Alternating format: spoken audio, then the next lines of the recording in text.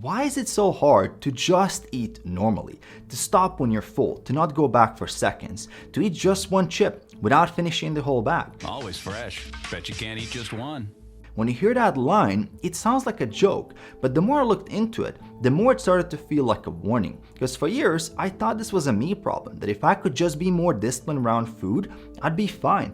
But even with everything I know about nutrition, I find myself reaching for things I knew were not good for me. So I started digging into this, not just about what I was eating, but why was this food so easy to overeat in the first place? And that's when things got interesting. I came across research that certain foods can trigger the same reward pathways in the brain as addictive substances. And when I saw that over 57% of average Americans' daily calories come from these foods, I realized this might be a much bigger problem than we think. So I began wondering, is it possible we've built an entire food system that's designed to keep us eating? And if that's true, how do we get here? Because it wasn't always like this. Looking back in the early 1900s, most meals were made from scratch. You bought fresh bread from the bakery, made it yourself at home, milk was delivered daily, vegetables and fruits were local and seasonal, meat had to be eaten quickly or preserved because home refrigeration didn't exist yet. There were no processed snacks, grab-and-go meals, or freezers full of ready-made options.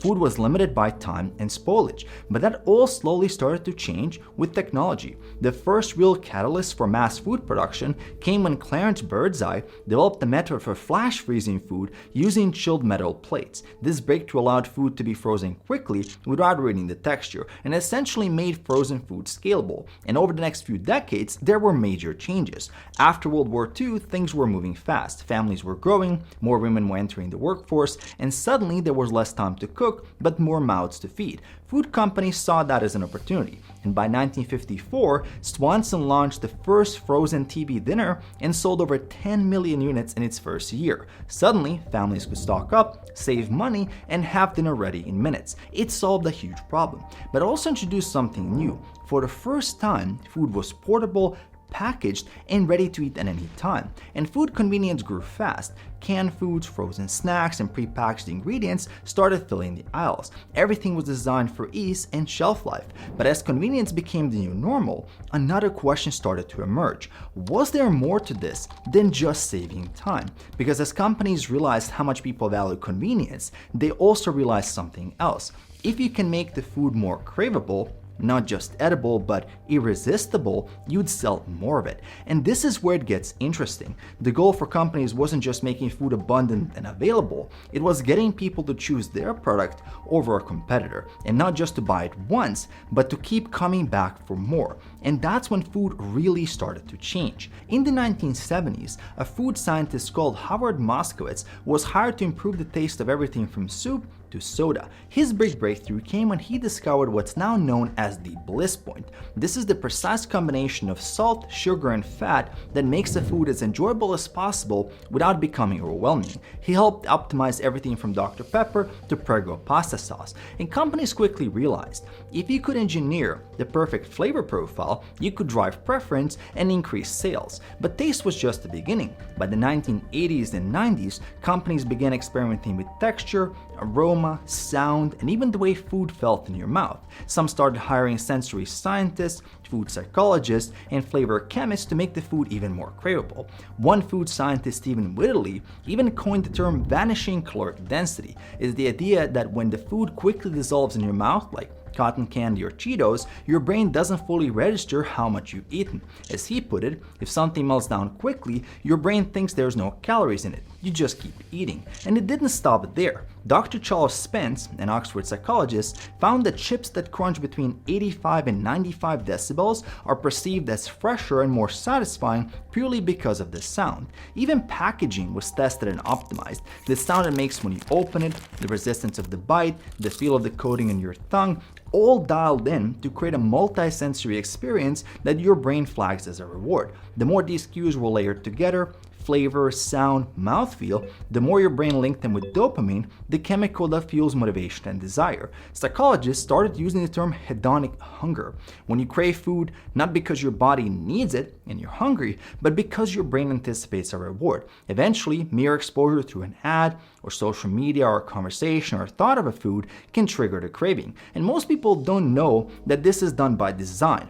Foods that people might think are their natural preferences are often desires manufactured through clever marketing. And once you realize what's really happening, you start understanding why 73% of adults are overweight and obese. No one teaches us how to navigate a system that's been carefully designed to keep us hooked. Now it's been over 50 years and hundreds of billions of dollars invested since those first engineered foods hit the shelves. Currently, the processed food estimated global market size is over $2 trillion. So we got 5 decades of maximizing texture, sound, smell, and flavor to create the perfect hit of satisfaction. And the more our food got engineered, the harder it became to stop eating. Not because we're weak, but because our biology was never designed for this food environment. So how do we break the loop? Well, based on everything I've learned, we simply cannot trust the modern food environment to have our best interest in mind. If you want to be lean and healthy, you have no choice but to be picky about what you eat. It's infinitely harder to lose body fat and keep the fat off if your diet is made of tasty processed food. The level of daily self-control required is exhausting and unsustainable. And on days when you're extra stressed or sleep deprived or tired, you will eventually give in and fall off track. And as a more all or nothing type of person, I know this firsthand. One cookie can quickly turn into a whole bag and then the entire day of progress is gone. And now, after staying in shape for over a decade and having helped hundreds of guys do the same, I've learned a few things that can make it easier to stay in control. Not through brute force restriction, but by making small practical changes that actually work and following these 3 rules. My first rule is stop buying your trigger foods. Vote with your wallet what kind of world you want to have around you. Even after all these years, there are certain foods I don't keep around. Peanut butter cups and chocolate cookies are one of them. Not because they're bad, but because it's very difficult for me to moderate intake. I'll tell myself I'll have just 1 piece, and then I'm standing in the kitchen halfway through the pack wondering what happened. And I know I'm not alone in that. Most people I coach struggle with the same thing. You do great all day and then ruin it all in the evening. So instead of trying to out-discipline their craving and debate whether I can have the treat or not, the simplest solution is just to change the environment and limit exposure. If I really want something, I'll go buy it, but I don't make it easy to access. And when you don't have that trigger food in arm's reach and there's effort required, it adds just enough friction to break that autopilot loop of mindless eating. Now, the second rule I have in place is to optimize my default diet for maximum satiety. Cravings are hard on their own, but they're even harder when you're physically hungry. And one of the keys to getting lean and staying lean is learning how to optimize your meals for maximum satiety. Take a 400-calorie meal. You can eat 16 ounce or 450 grams of high-protein Greek yogurt plus 16 ounce or 450 grams of fresh strawberries, or you can have 2.5 ounces or 70 grams of peanut butter. Which meal makes you fuller? It's a no-brainer.